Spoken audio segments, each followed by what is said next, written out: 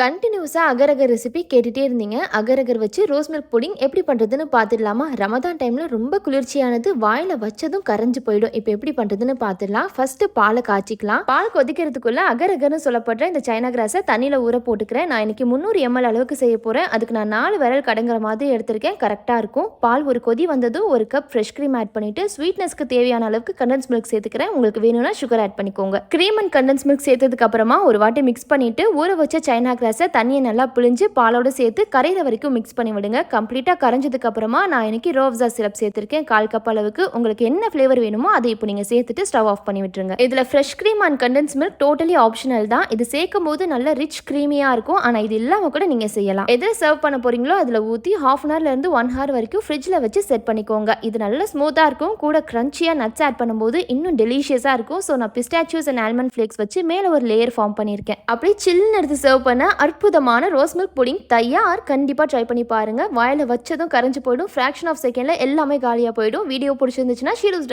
Like and subscribe பண்ணிக்கோங்க. பாய்.